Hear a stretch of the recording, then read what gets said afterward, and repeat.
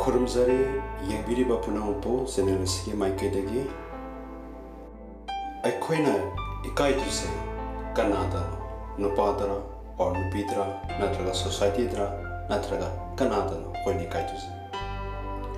अखोइना ngasi asumna palaklebagi maramdi adomna थेंनाबिरंगनी अदोमना उबिरंगनी national channel national media national TV channel क्या अदोमना थेंनाबिरंगनी अमदि अदोमना उबिरंगनी नुपी सिंगी ओइबा नत्रगा नुपा सिंगी ओइबा मनु मपानगी प्रोडक्ट कया एडवर्टाइज तोबा अखोय मियामना थेंनै अमदि अखोय मियामना ओइ अदु करिगिदमतो सेमनु कंपनी सिंगना अखोय मियाबना सिजननबा अखोय मियाबना सिजनबदा कंफर्टेबल ओइनबा नुंगाइनु मिदमतो सेमनि अदुगुमा अखोय इकाइबा कया लेरगसु अखोय येंगी अमदि प्रोडक्ट अदुबो अखोय सिनननिंगाइदमतो लै अमदि सिजनै हाइबताइ कनादा सो अखोय इकाइनिंगाइ लेते इसागी कंफर्टेबल ओहेनबो होनबदा अदुमना पाम्बा प्रोडक्ट आइटम अदु सिननाबिरगा अखोयना चटपा अदि एनी फॉर्म चट मतमदा सिजनाबा हाइबसे हौना साने करिसु इकाइनिंगाइ लेते वीडियो से सेमजरिंगे मांगदा कया खाले सेमजिरा और सेमवेसिरा अतोपा मियोय फ्रेंड सर्कल जिंगी नुपी और नुपा जिंगी सु ओइना हाइबा पोस्टिंग तांदा खाले मोय ताना मतमदा सी सेमजिरा सेमवेसिरा और अपलोड तौसरा तौर थागसरा अदो मासे अखोय कानाबा पोल कानाबा इन्फॉर्मेशन कानाबा मियामदा सिलै स्माइ तौइ हाबदो ताकनिंगाइ दंतो सेम पोलना खल्ला मतुंदा मी मरी मंगा तारागी खल्ला मतुंदा ओ सीडी याय थागतपा रेसु काइबलेती म्यांगी फाइनबने खंगदबा जिंगसु खंगजनु हाइबा पोटी मतुंगिना थागलकपने अदुना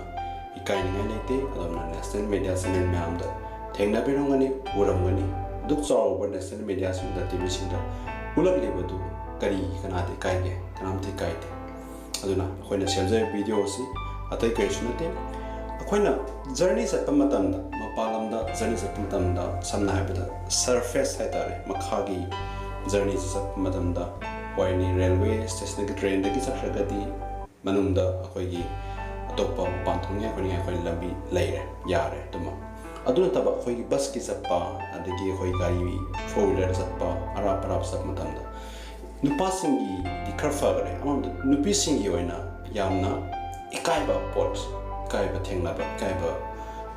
केंतो याम ले अदे अमरमदा नुपीसिंगना इकाइबा हाइदोक्तबा अदगी मंगोंदा अवाबा दु खांबा अदुम पोसक मयामा ले हाइबताइ अदगी अमरमदा मपान थोकनिंबा लेरगसु कया मखोय मपान थोकपु उदे मसी अखोयगी नुपी अंगांसिंग सेसनसिंग अदगी अदोमदोंगी फ्रेंडसिंगी सेसनसिंग नुपी अंगांसिंग मयामा से कंफर्ट जोन ओइबा हाइबसे अखोयना सिनबिगदा अखोयना पाइ अखोयनासु मखोयगी कंफर्ट ओइना मखोयगी नुंगाइनबा सिनबा हाइबसे अखोयगी थौनि अदे मखोयनासु मखोयगी कंफर्ट ओइना नुंगाइनबा सिनबा हाइबसे मखोयगी मथौनि अदु अखोयनासु हौदोपिबा ताइ सुम आइटम लै सुम प्रोडक्ट लै जर्नी जपदा सि फै हाइ पोस अना समाइ तौना अखोयना वीडियो सि सेमसि ममसे मयाम से कानाबा खरदि पीसी समाइ तौ लै हाइबदु उचनबदा त वीडियो सेमबनि मरमोइना नपिसिना जर्नी चमतंदा मपान थोपा कोपा तमदा यामनि काइजबा महम अमदा थोपा यादबा अदुमा मयाम थेंनै मरमसिंना सिगी मतुंगिना अखोइना सेमजिबसि अखोइगी बिजिन खांजलकांदा अखोइगी ब्लडर हाइ फोसि यामना प्रॉब्लम ओइ ब्लडर से याम प्रॉब्लम ब्लडर की मो कोइगी किडनी दा स्माइटोना ताइनरपा पोस यावदब नते मसिने कोइ हसांना सोंने लंबी याम होय मसा याम होय मस्तिगे कोइना खर फाना बहाइदना फैमिली यूरिनेशन डिवाइस हाइदना प्रोडक्ट अमका पोथोय मसी डिस्पोजेबल प्रोडक्ट नि हुंतोखिबा याय वांसा मुसिनारगा ओ अनेक सिनार हुजिखिबा याय अदा मसी अतोपा वेबसाइट ऐप मयामदसु हाइबा प्रोडक्ट असि याम फंगे अदुगा यामसु होम फंगे मसी मियामना सिननबिदमदा कंपनी सिना साबने अदा कोइना मसी स्टैंड एंड पी हाइर खंगनै मसी डिवाइस से स्टैंड एंड पी एनी नोई वेबसाइट तुम यंगी यानी ऐप तो यंगी फंगनी स्टैंड एंड पी हाइर फंगनी हाइब डिवाइस असि लै मतमदा कोइ नुपीसिना मपान थोक मतमदा प्रॉब्लम थेंनरिबा अदु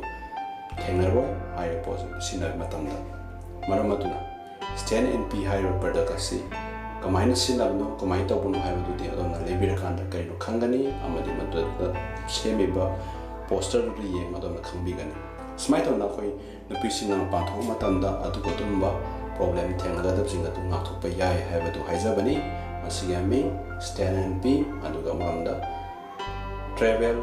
यूरिनेशन डिवाइस हाइब तारे स्माइलिंग अदुना हाइब वीडियो सिना अदोना हेक पुबगा अदोना येंग मतंदा इकाई बिगनु असिगे प्रोडक्ट असे कोर्स सोशल